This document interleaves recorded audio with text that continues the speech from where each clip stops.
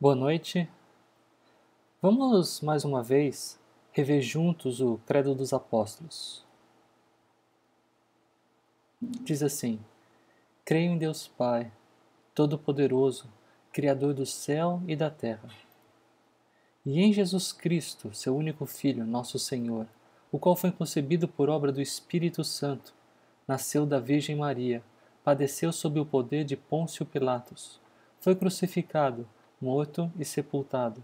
Ressurgiu dos mortos ao terceiro dia, subiu ao céu, está sentado à direita de Deus Pai Todo-Poderoso, donde há de vir para julgar os vivos e os mortos. Creio no Espírito Santo, na Santa Igreja Católica, na comunhão dos santos, na remissão dos pecados, na ressurreição do corpo, na vida eterna. Amém. Na semana retrasada, eu lhes mostrei a importância da palavra crer. Vimos que a humanidade se divide entre aqueles que creem em Cristo e os que não creem em Cristo.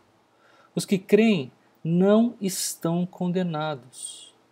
Os que não creem já estão condenados. Mas condenados do quê? Nosso pecado nos torna culpados perante Deus, que é santo. Cristo, que não tinha pecado, foi morto por causa dos nossos pecados. E ele se entregou para morrer em nosso lugar. A Bíblia diz que o salário do pecado é a morte, mas a dádiva de Deus é a vida eterna em Cristo Jesus, nosso Senhor. Isso está lá em Romanos 6:23. Também diz em João 5:24 que aquele que nele crê tem a vida eterna e já passou da morte para a vida. Jesus tomou sobre si as nossas transgressões. E nesse dia vimos que crer não é um mero acreditar.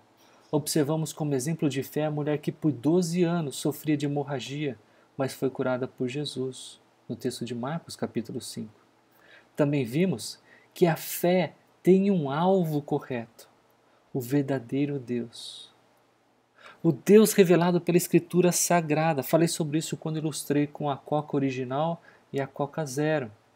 Não adianta eu chamar a Coca-Cola Zero de original, ela continuará sendo zero. E se eu colocar o rótulo da Zero na original, ela também não deixará de ser a Zero. Minha fé precisa estar no alvo correto, no Deus que realmente é Deus, no original e único, no bíblico. Foi por isso que na semana passada o Lucas Fonseca nos apresentou um aspecto deste Deus bíblico. Ele é triuno. E essa triunidade também é apresentada pela forma do credo. Nós vemos creio no Pai, creio no Filho, creio no Espírito. E isso significa que Deus é um só, mas subsiste em três pessoas. Cada uma dessas pessoas é totalmente Deus, mas cada uma dessas pessoas é diferente uma da outra. O Pai não é o Filho, nem o Espírito. O Filho não é o Pai, nem o Espírito. E o Espírito não é o Pai, nem o Filho. Em teologia dizemos que Deus é pessoas distintas com a mesma essência, ou que Deus é uma essência apresentada em três pessoas. Isso, sem dúvida, não é algo simples de se entender. De fato, como nenhum atributo de Deus realmente é fácil de se entender, mas essas afirmações estão em concordância e coerência com as verdades bíblicas. Hoje eu quero dar sequência ao fato que precisamos crer no alvo correto, no Deus bíblico. Então, além de triuno, quem é esse Deus? Vamos orar.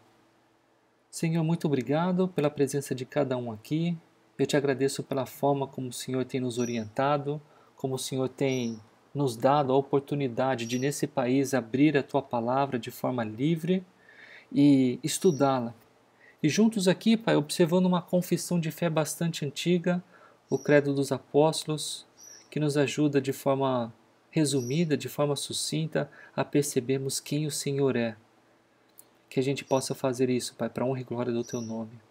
E também reconhecimento de quem nós somos e o quanto precisamos do Senhor. Eu oro assim em nome de Jesus. Amém.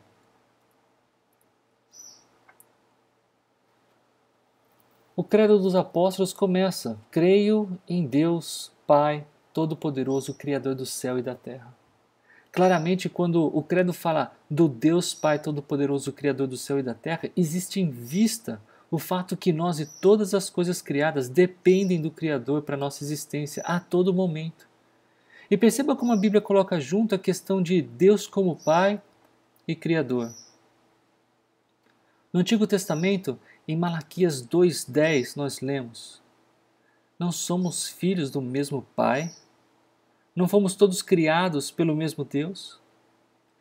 Veja que aqui Deus é apresentado lado a lado, tanto quanto o Criador como o Pai. E essas palavras juntas trazem uma ideia mais completa sobre quem Deus é. Por exemplo, o contexto dessa passagem é o profeta Malaquias apontando um grave problema do povo de Israel. Deus havia criado, papel do Criador, e instruído, papel do Pai. Então, note aqui esses papéis de Deus como Criador e Pai para que o povo de Israel fosse um povo distinto na terra. Já sabemos que Ele é o Criador. É natural pensarmos isso numa cultura onde, de forma geral, acredita-se num Deus e num Deus que nos criou. Mas o que foi que Ele instruiu? Que instrução foi essa? E nesse contexto de Malaquias, a específica instrução foi que era proibido ao povo de Israel se casar ou dar-se em casamento a certos povos.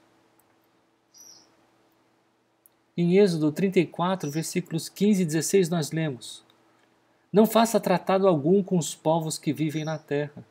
No culto a seus deuses, eles se prostituem e oferecem sacrifícios. Eles o convidarão para comer dessas ofertas, e você aceitará o convite. Depois aceitará que as filhas deles, as quais sacrificam a outros deuses, se casem com seus filhos. Elas seduzirão seus filhos para que se prostituam adorando outros deuses. Em Deuteronômio 7 são citados estes povos. Ele diz a respeito dos hititas, dos girgazeus, dos amorreus, cananeus, ferezeus, os heveus, os jabuseus. Olha só o que ele diz desses povos: não façam tratados nem tenham pena delas.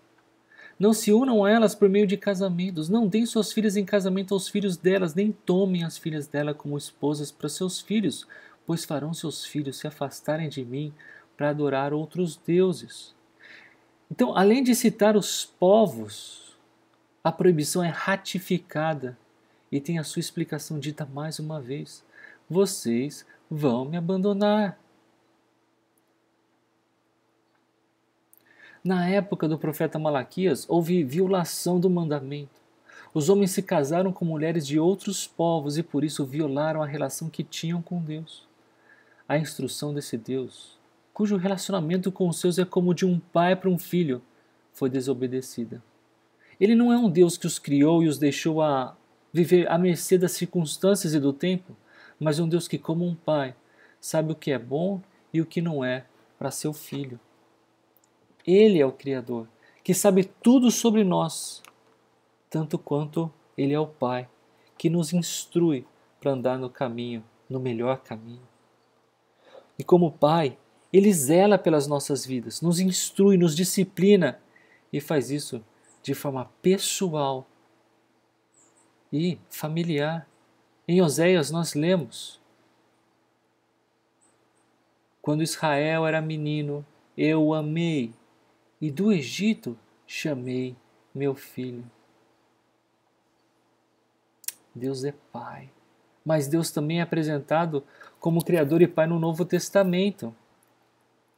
Veja só, Paulo disse, escrito por Lucas em Atos: pois nele vivemos, nos movemos e existimos. Como disseram alguns de seus próprios poetas, somos descendência dele. Perceba que nossa vida é dependente da manutenção que Deus dá. Nós existimos porque Ele nos criou e mantém a criação ativa e viva. Esse texto do apóstolo Paulo é ele falando aos religiosos homens de Atenas, apresentando o único e verdadeiro Deus para um público que acreditava em diversos deuses. No versículo 24, um pouco antes, ainda no capítulo 17, ele diz: Ele é o Deus que fez o mundo e tudo que nele há. No versículo que temos no slide, Paulo diz: somos descendência dele. Ele é pai. Mas como assim? Ele não é pai somente daqueles que creem em Cristo? Nessa passagem, Paulo cita dois poetas. Quando ele diz que nele vivemos, nos movemos e existimos, ele cita Epimênides de Knossos, em Creta, do século VI a.C. E quando ele diz somos descendência dele, Paulo cita Arato, um autor histórico do século III a.C., da Sicília, mesma terra do apóstolo Paulo. Uma primeira boa observação sobre isso é que esse precedente de Paulo citar poetas pagãos nos autoriza a fazer o mesmo e indica que podemos encontrar lampejos de verdade em autores não cristãos, usando aqui as palavras de John Stott. Agora, preste bem atenção. Nesse caso, Paulo está fazendo isso num contexto evangelístico. Ele está conduzindo pessoas a compreenderem quem verdadeiramente é Deus. E nisso ele contextualiza essas duas citações para o seu objetivo: mostrar quem Deus verdadeiramente é. A segunda observação é que no Novo Testamento, o cristão geralmente é considerado filho de Deus em razão da adoção pelo Pai daqueles que creem em Cristo, enquanto no Antigo Testamento, Israel, o povo escolhido de Deus, é visto como filho de Deus, porque Deus os trouxe à existência como nação. No entanto, respondendo à questão, nessa passagem nós temos uma exceção do uso normal de filho no Novo Testamento. Aqui não é em termos de adoção de Deus daqueles que creram em Cristo, mas sim de Deus como Criador. Mais ou menos como o Dr. Frankenstein era pai de sua criação, ou mesmo Mary Shelley era a mãe, né, de Frankenstein, pensando que ela era a criadora do livro Frankenstein. O mais comum no Novo Testamento é vermos o Pai como aquele que adotou aqueles que creram em Cristo. Veja, a todos que creram nele e o aceitaram, falando de Jesus, ele deu o direito de se tornarem filhos de Deus. E esse é um versículo que em diversas situações nós lemos juntos aqui. Por quê? Ele mostra com clareza que, ao contrário do pensamento vigente, somente fazemos parte da família de Deus. E agora que não estou falando sobre sermos criados por Deus, mas adotados por Ele, quando cremos, quando aceitamos Jesus, sua pessoa e sua obra. Quando fazemos isso, Deus nos dá o direito de nos tornarmos filhos dele. Jesus, depois que ressuscitou, mas antes de voltar aos céus, ou seja, antes da sua ascensão, como relatado no capítulo 1 de Atos, disse: vá procurar meus irmãos e diga-lhes: eu vou subir para meu Pai e Pai de vocês, para meu Deus e Deus de vocês, escreveu João, capítulo 20, versículo 17. Todos aqueles que Jesus salvou são irmãos de Jesus. Por causa da graça de Deus, por meio da fé em Cristo, um dia eu me tornei irmão de Jesus. Nesse momento, Deus não era só meu Criador, mas também meu Pai. E um Pai muito poderoso. O credo continua ensinando que esse Deus, que também é Pai, é todo-poderoso. E uma marca clara de ser chamado todo-poderoso, o onipotente, é entender que Ele é soberano. Então, vamos juntos abrir as nossas Bíblias em alguns salmos e ler a respeito disso. O primeiro deles é o Salmo 96. O Saltério, o livro de Salmos, se encontra mais ou menos na metade da sua Bíblia.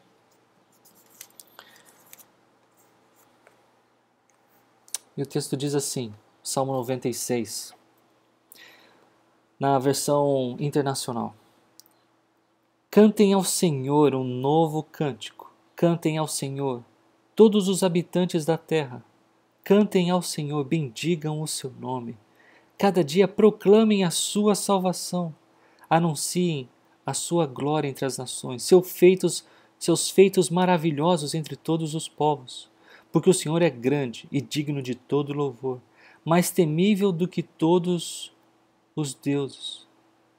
Todos os deuses das nações não passam de ídolos, mas o Senhor fez os céus. Majestade e esplendor estão diante dele, poder e dignidade no seu santuário.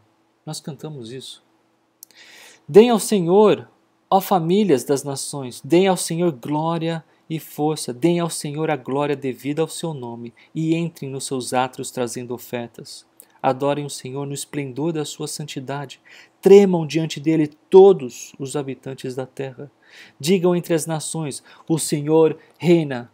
Por isso firme está o mundo e não se abalará, e ele julgará os povos com justiça. Regozijem-se os céus e exulte a terra, ressoe o mar e tudo que nele existe. Regozijem-se os campos e tudo que neles há. Cantem de alegria todas as árvores da floresta, cantem diante do Senhor, porque ele vem julgar a terra. Julgará o mundo com justiça e os povos com a sua fidelidade. Agora o Salmo 97. Mais uma vez, a ênfase aqui é nessa soberania de Deus. Começa assim: o Senhor reina, exulte a terra e alegrem-se as regiões costeiras distantes. Nuvens escuras e espessas o cercam, retidão e justiça são a base do seu trono. Fogo vai adiante dele e devora os adversários ao redor. Seus relâmpagos iluminam o mundo, a terra os vê e estremece. Os montes se derretem como cera diante do Senhor, diante do soberano de toda a terra. Os céus proclamam a sua justiça e todos os povos contemplam a sua glória. Ficam decepcionados todos os que adoram imagens e se vangloriam de ídolos. Prostram-se diante dele todos os deuses. Sião ouve e se alegra, e as cidades de Judá exultam por causa das suas sentenças, Senhor. Pois tu, Senhor, és o Altíssimo sobre toda a terra, és exaltado muito acima de todos os deuses. Odeiam o mal. Vocês que amam o Senhor, pois ele protege a vida dos seus fiéis e os livra das mãos dos ímpios. A luz nasce sobre o justo e a alegria sobre os retos de coração. Alegrem-se no Senhor, justos, e louvem o seu santo nome. Quero ler mais um pouquinho com vocês, deixar bem claro isso, a soberania de Deus, agora no Salmo 99, mas só dos versículos de 1 a 5. O Senhor reina, as nações tremem, o seu trono está sobre os querubins. Abala-se a terra, grande é o Senhor em Sião. Ele é exaltado acima de todas as nações. Seja louvado o teu grande e temível nome. Ele é. Seja louvado o teu grande e temível nome, que é santo. Rei poderoso, amigo da justiça. Estabeleceste a equidade e fizeste em Jacó o que é direito e justo. Exaltem o Senhor, o nosso Deus. Prostrem-se diante do estrado dos seus pés, ele é santo. Moisés e Arão estavam entre os seus sacerdotes, Samuel entre os que invocam o seu nome. Desculpa, já passei. Esse é o versículo 6. Por fim, nós poderíamos ler o Salmo 103. Mas eu quero ler só um versículo. Poderia ler todo o Salmo, mas eu vou ler o versículo 19 do Salmo 103. O Senhor estabeleceu o seu trono nos céus, e como rei, domina sobre tudo o que existe. Percebam que este Deus bíblico é um Deus soberano, é um Deus que é Senhor, que reina sobre o mundo, que pode fazer e faz tudo o que quer. Agora,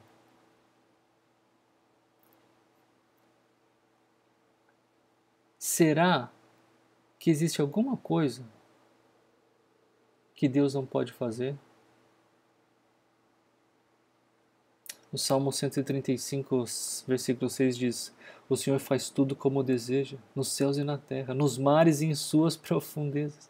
Será que tem alguma coisa que Deus não pode fazer? O que vocês acham? Então, eu quero com vocês ver algumas coisas que Deus não pode fazer. Alguns de vocês ficaram surpresos aqui, mas veja, o que Deus não pode fazer. E essa lista aqui não é exaustiva, mas o primeiro ponto, Deus não pode mudar. Sua essência é imutável. Ele nunca será mais Deus ou menos Deus do que é e eternamente será. Veja, o texto de Malaquias, abram lá. Malaquias, capítulo 3, versículo 6, diz assim: de fato, eu, o Senhor, não mudo. Tiago 1,17 vai dizer: toda boa dádiva e todo dom perfeito vem do alto, descendo do Pai das luzes, que não muda como sombras inconstantes. Deus não pode mudar. 2. Deus não pode mentir. Ao contrário de nós, Deus nunca mente. Deus não pode agir contra a sua própria natureza que é santa. Não existe ninguém como Ele. Se Ele prometeu, Ele vai cumprir. Se Ele disse que algo tem que ser feito de tal jeito, então algo será do jeito como Ele disse. Tito, capítulo 1, versículo 2.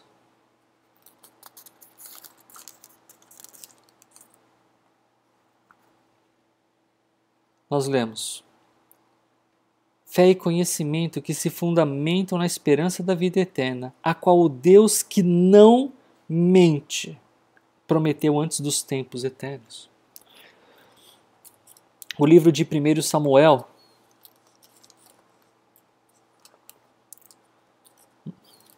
capítulo 2, versículo 2. Nós lemos: não há ninguém santo como o Senhor. Não há outro além de ti. Não há rocha alguma como o nosso Deus. Ele é singular. Não existe ninguém como Ele. E Ele é santo. E por isso, Ele não pode mentir. Mas Deus não somente não peca, como não pode conviver no meio do pecado. Nós somos pecadores, cometemos pecados. Até isso cria uma pergunta: como pode então Deus conviver conosco? De novo, nós somos pecadores, Ele não. Como Ele pode conviver conosco? Como Ele pode conviver com pecadores ou com pecado? Fato, gente, é que quando cremos no Evangelho, nós iniciamos uma transformação feita pelo próprio Senhor, pelo próprio Deus. E essa transformação é que nos permite, como pecadores, estarmos diante de um Deus puro e santo. Quando cremos no Evangelho, nós nos tornamos, em Cristo, justificados. Deus nos vê como justos, porque Jesus tomou sobre si as nossas transgressões. O que era para ser pago já foi pago na cruz do Calvário. E aqueles que creem em Cristo usufruem desse tremendo benefício. Nos profetas menores, o último bloco de livros do Antigo Testamento, vão até lá e encontrem Abacuque.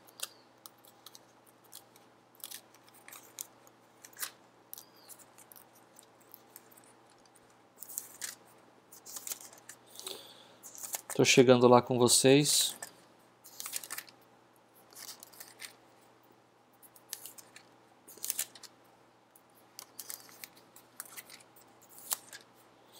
Abacuque, capítulo 1, versículo 13. Diz assim: teus olhos são tão puros que não suportam ver o mal. Não podes tolerar a maldade. Então, por que toleras os perversos? Em Levítico 19:2, e Pedro depois vai citar essa passagem: sejam santos, porque eu sou santo. Mas Deus também não pode salvar a parte de Jesus. Ninguém viverá eternamente ao lado de Deus sem a obra de Cristo. A obra de Cristo sempre foi a base da salvação que Deus providenciou. Antes de Cristo, pessoas criam em Deus como aquele que enviaria um resgatador. Hoje nós cremos em Deus como aquele que já enviou o resgatador. João 14,6 vai dizer que Jesus disse: eu sou o caminho, a verdade e a vida. Ninguém vai ao Pai a não ser por mim. Em Efésios, capítulo 1, versículo 4, nós lemos: porque Deus nos escolheu nele antes da criação do mundo, para sermos santos e irrepreensíveis em sua presença. A base, Jesus Cristo, foi estabelecida pelo próprio Senhor antes da existência do mundo. E por fim, como eu disse, essa lista não é exaustiva, mas Deus não pode salvar aqueles que se recusam a crer. Porque o meio que Deus escolheu para que fôssemos salvos foi a fé no alvo correto, somente crendo em Cristo. Ele é o exclusivo alvo dessa fé. E é somente por meio dele que temos a salvação. Dessa forma, ninguém tem vantagem. Não é aquele que fez mais obras, não é aquele que tem mais dinheiro e, portanto, poderia ajudar os mais pobres, não é aquele que pecou menos. É somente aquele que creu na pessoa e na obra de Jesus Cristo, se arrependeu dos seus pecados e foi perdoado pelo Senhor. Agora, talvez alguém aqui entre nós pudesse perguntar: mas Deus também não pode fazer qualquer coisa com a minha vida, né? Fato, gente, é que o poder de Deus não está limitado ao livre-arbítrio do homem. Nada que Deus tenha criado pode impedir a soberania de Deus, o poder de Deus. Os propósitos de Deus não podem ser limitados por qualquer coisa que tenha sido criada. Agora, outra pessoa poderia dar continuidade às dúvidas e perguntar: mas se Deus é todo-poderoso, por que há tanto mal no mundo? E essa pergunta já ecoa a história do mundo há séculos. Mas em resposta a essa pergunta, eu gostaria de compartilhar com vocês um vídeo. Ele é em inglês, mas as legendas estão em português. Vejamos eles. This question is for Rabbi. You mentioned the story of that. I think you said he was Jewish and he was shot by at that. I think it was a concentration camp or something like that. And I'm going to play the devil's advocate for a bit and pretend I'm Sam Harris. No pun intended, of course. You stated that God was watching. God watched the gentleman pull the trigger. If God was watching, why didn't he make that trigger not work? Why didn't he make that poor individual just pass out while he was digging the grave? Okay. I believe Sam Harris would ask that type of question and demand an answer. Yes, I appreciate that question. Playing the devil's advocate, you said that why didn't God keep the man from pulling the trigger rather than allowing the man to pull the trigger and then watch over him and bringing about some kind of judgment? I would say this to you, that the supreme ethic that God has given to us is the ethic of love. It is the peak of all intellectual and emotional alignment. This thing we call love, which places value upon the other person of worth and as something to be protected. It was interesting, of all people, it was Oscar Wilde who on his deathbed in his 40s, by his lover by his side, Robbie Ross, he turned to Robbie and he said, "Did you love any one of those little boys for their own sake?"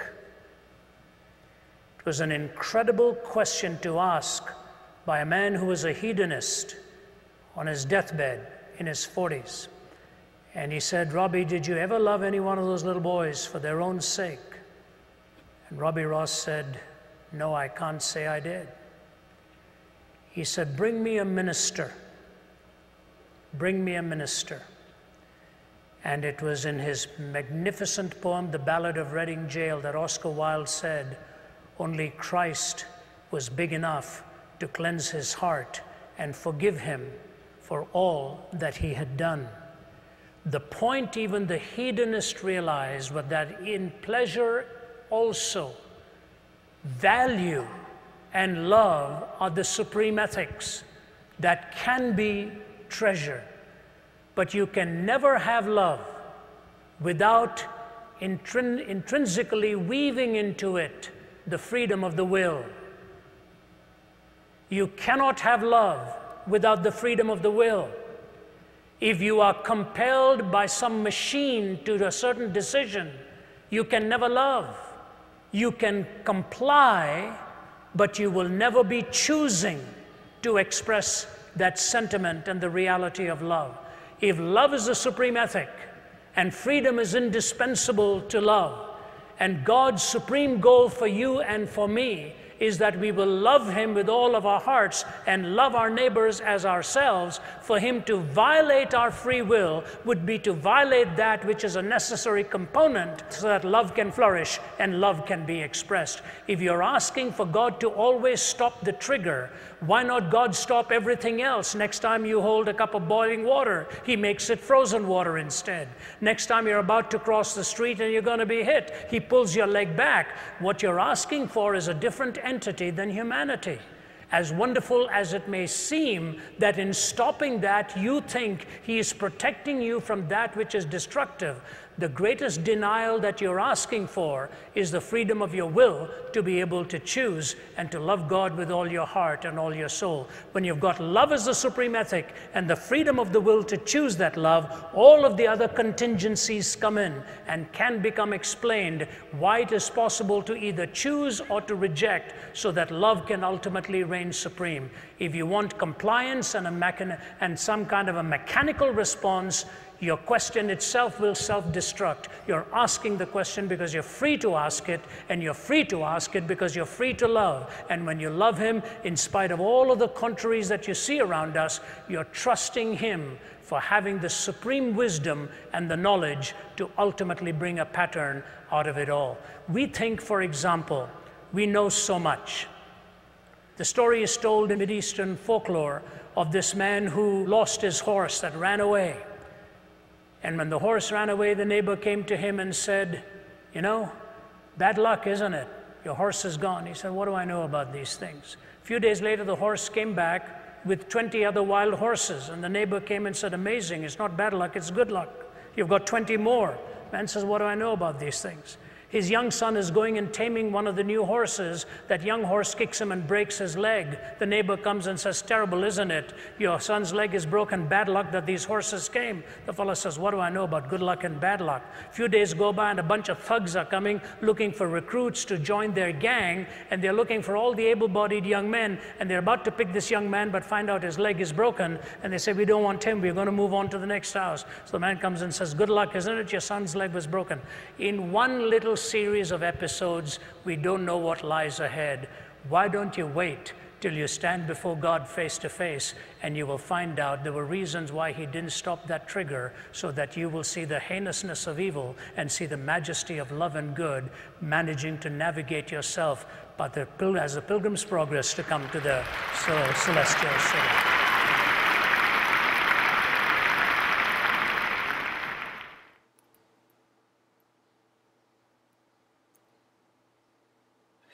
Em resumo, por que Deus não impede o homem de fazer o mal? Ravi Zacarias, no vídeo, disse que o amor é a ética suprema de Deus. Esse é o valor dos valores. A Bíblia de fato diz que Deus é amor e que eu sem amor sou como um sino que ressoa, que nada sem amor adianta. E amor não existe sem liberdade para decidir amar ou não amar. Se Deus intervier na nossa decisão de amar ou não amar, então o que estamos cedendo é a nossa própria liberdade de decidir e agir de acordo com esse valor ético supremo de Deus, que em última análise é meu propósito de vida, amar a Deus e amar o próximo. Nessa vida nós nunca conseguiremos entender plenamente a soberania de Deus, mas nunca se esqueça disso, nunca. A soberania de Deus nunca está desvinculada do seu amor. De novo, a soberania de Deus nunca está desvinculada do seu amor. Temos um Pai que é Deus, que nos ama a tal ponto de entregar seu Filho Jesus para morrer no meu e no seu lugar. A Bíblia diz, porque Deus amou tanto o mundo que deu seu Filho único para que todo que nele crê não pereça, mas tenha vida eterna. Com muita frequência eu cito a história de Nina, nossa filha. E sei que vários de vocês já me escutaram falando muito sobre ela. Então, por favor, me dê licença para falar mais uma vez. Possivelmente não será a última também. Nina foi a filha, para aqueles que não sabem nessa história, que eu e Karen tivemos entre o Enzo, que tem 9 anos, e a Mila, que tem 3. Nina teria hoje 6 anos. E ela faleceu com 1 mês de vida. Ela tinha síndrome de Patal. E uma questão durante um bom tempo que me puxava para baixo ou para trás era: para onde Nina foi? Será que eu a verei no céu ou ela passará a eternidade longe de Deus? E quando eu estudo a Bíblia, eu consigo ver mais argumentos de Nina estar no céu do que o contrário. No entanto, ainda que minha convicção bíblica me ajudasse, o que trouxe consolo definitivo ao meu coração, o que trouxe descanso à minha alma, foi saber que nenhuma ação de Deus podia e pode ser feita sem amor, sem bondade, sem graça, sem zelo, sem misericórdia. Quando eu coloquei meus 2 pés nessa verdade, eu pude continuar minha caminhada com Deus sem a interferência de algo ou alguém, de novo me puxando para baixo, para trás. Poucos meses antes de Nina nascer, num depoimento que Karen deu a diversas pessoas, um depoimento público, ela disse no final, palavras dela: nosso primeiro e maior desejo é que a Nina seja totalmente curada. Mas queremos que a vontade do Senhor seja nossa alegria e por isso também pedimos que seja feita a sua vontade e não a nossa. Sabemos que Nina já fez muitos de nós conversarmos mais com o Pai. Ela também já abriu portas para nós compartilharmos do Evangelho. A previsão é que ela nasça até o início de março. Não sabemos direito o que vai acontecer ou quanto tempo ela vai viver. O que sabemos, o que temos certeza, é que tudo está nas mãos de Deus. O mesmo Deus que planejou nossas vidas e a vida de todos vocês. Conhecemos a promessa de Jesus e sabemos que Ele nos ama, não nos abandona e pode realmente nos trazer felicidade acima das circunstâncias. Fecho as aspas aqui. Karen e eu sabíamos que Deus era e é poderoso para curar a Nina. Não sabíamos se Ele a curaria, mesmo assim, apresentávamos frequentemente a nossa vontade em oração. Não fazíamos isso como pessoas desesperadas, mas submissas e conscientes do Deus que temos. Ele não curou como gostaríamos, mas nunca deixou de agir como o Pai que a Bíblia nos mostra, nos auxiliando, nos guiando, nos amando. Um Pai que é todo-poderoso. E por fim eu termino com esse último exemplo, apresentando a vocês a Regan. Ela foi colega de turma da classe do Enzo nos Estados Unidos e nessa madrugada, no dia de hoje, ela faleceu. Regan tinha osteosarcoma, é um tumor maligno ósseo. Durante meu tempo nos Estados Unidos, eu tive 2 crises de muito choro, muito. O primeiro com a morte de um professor muito querido, o Carlos Oswaldo, e uma outra crise de muito choro foi quando no dia que Regan se submetia a uma cirurgia bem complicada e esteticamente bastante desagradável. E para tentar explicar um pouquinho isso, ela o tumor dela estava no joelho, então ela amputava o joelho, tá? E o que faziam com a parte distal da perna, né, a canela e o pé, eles costuravam na coxa, tá? Mas de forma contrária, tá? Para que então o pé fica virado para trás, tá? E o tornozelo serviria mais ou menos como uma articulação de uma futura prótese, tá? Que usaria para que ela caminhasse. Enfim, então o tornozelo seria a articulação do joelho nessa futura prótese que ela usaria. Então eu não trouxe nenhuma foto aqui, porque, bem, vocês podem pesquisar um pouquinho mais a respeito disso pela internet. E nesse dia da cirurgia, as crianças da escola do Enzo, elas participavam de uma maratona para levantar fundos para o colégio. Então, no dia em que Regan se submetia a uma cirurgia para tirar o joelho, as crianças daquela escola, daquele colégio, se submetiam ou participavam dessa maratona. Então, de um lado, Regan amputando o joelho. De outro lado, as crianças correndo e eu chorando. Chorando pela condição dela, mas também pela alegria das crianças que podiam correr. Eu chorava por gratidão à minha própria vida. E a pessoa que anunciou a morte de Regan na internet, ela disse: antes disso, né, essa imagem mostra aí a turminha do Enzo. A Regan está ali com um chapeuzinho.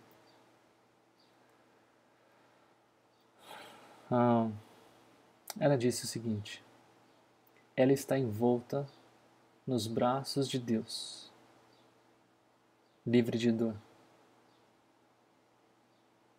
Quanto mais conhecemos a Deus, mais conseguimos desfrutar de verdades como essa. Eu e Karen e vários de vocês sabem muito bem disso.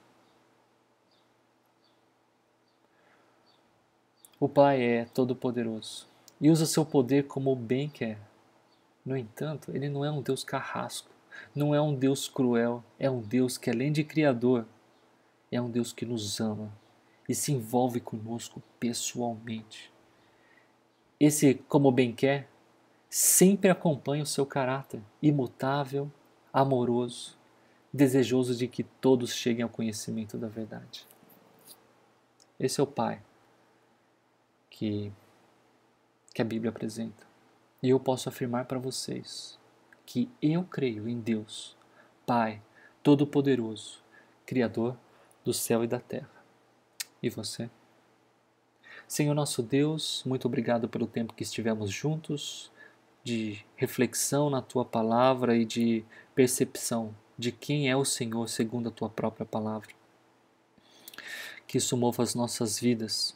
Conhecendo mais o Senhor, conheceremos mais a nós mesmos. E perceberemos quão grande é o Teu amor, quão grande é o Teu poder. E por isso, Senhor, maravilhoso és Tu, digno de toda nossa adoração. Esteja conosco, Pai, nessa semana. Cuide de nós. Precisamos do Senhor constantemente. Eu oro assim em nome de Jesus. Amém.